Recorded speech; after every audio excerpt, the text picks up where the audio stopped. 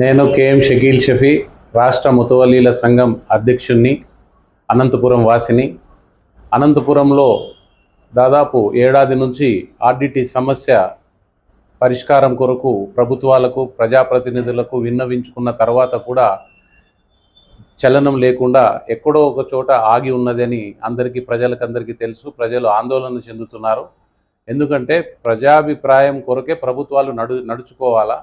ప్రభుత్వాలు నడుచుకుంటేనే ప్రజాభిప్రాయం ప్రకారం నడుచుకుంటేనే ప్రభుత్వానికి, కేంద్ర ప్రభుత్వం కానీ రాష్ట్ర ప్రభుత్వానికి కానీ హెల్తీ అట్మాస్ఫియర్ ఉంటుంది. ఆర్డిటి అనేది ఏదో ఒక సంస్థ అనేది కాకుండా ఒక ప్రజా సంక్షేమంలో మొట్టమొదటి స్థానాన్ని కైవసం చేసుకున్న ఒక సంస్థగా మనం చెప్పొచ్చును. మత మార్పిడి చేస్తున్నారు అనే వచ్చే ఆరోపణలు సరైనవి కాదు. అవి నిరాధారమైన ఆరోపణలు. ఎందుకంటే హిందూ మతానికి కానీ, ముస్లిమ్స్ కానీ, క్రిస్టియన్స్ కానీ మతాలు అనే రకంగా ఆర్డిటి సంస్థ ఎప్పుడు వెనుకబడిన తరగతి వాళ్లకు, వెనుకబడిన కులాల వారికి అభివృద్ధి చెందాలనే వాళ్ళ ధ్యేయమే కానీ మత మార్పిడులు అనేది వాళ్ళది ఏ క్వశ్చన్ కూడా వాళ్ళకు ఆ యొక్క ఆలోచన కూడా లేదు.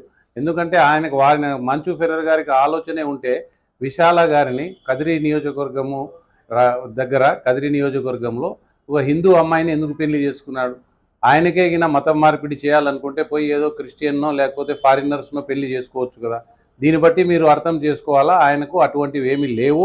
ఎవరో వదంతులు పుట్టించి వాళ్ళ ఏదైనా పబ్బం గడుపుకోవడానికి వాళ్ళ పనులు ఏమన్నా ఆర్డిటిలో కాకపోతే ఈ రకంగా వారిపైన బురద చల్లుతున్నారు. కానీ ఏ రకమైన ఈ యొక్క ఆరోపణలను నమ్మకూడదని ప్రజలకు తెలుసు. ప్రజలు కూడా నమ్మలేదు. కేవలం కొద్దిగా మీడియా సర్క్యులేషన్ చేస్తున్నారు కానీ ప్రజలు కూడా నమ్మలేదు. వాళ్ళు ఒక కులానికి కానీ, మతానికి కానీ మత మార్పిడులు కూడా చేస్తున్నారనేది. కాబట్టి ఇది తప్పు.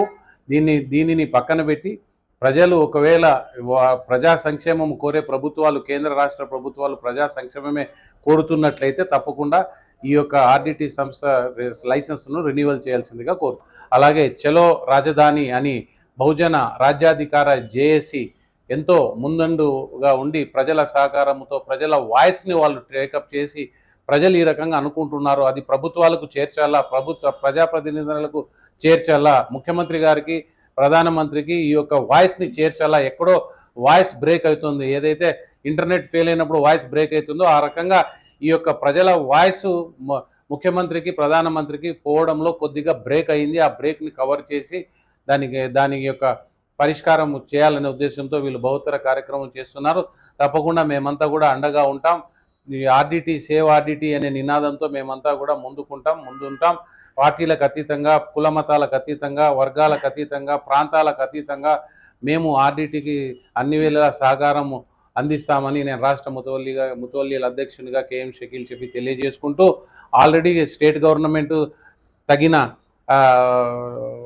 ప్రయత్నాలు చేసి మెంబర్ ఆఫ్ పార్లమెంట్స్ అందరూ కూడా పార్లమెంట్ హౌస్లో అమిత్ షాని కూడా కలిశారు. ఎక్కడో అది నేను చెప్పినట్లు ఇంటర్నెట్ బ్రేక్ అయినప్పుడు, కమ్యూనికేషన్ బ్రేక్ అయినట్లు ఎక్కడో కొద్దిగా ఆ యొక్క గ్యాప్ని ఫిలప్ చేసి ఆర్డిటిని కాపాడాల్సిందిగా కోరుతున్నాను.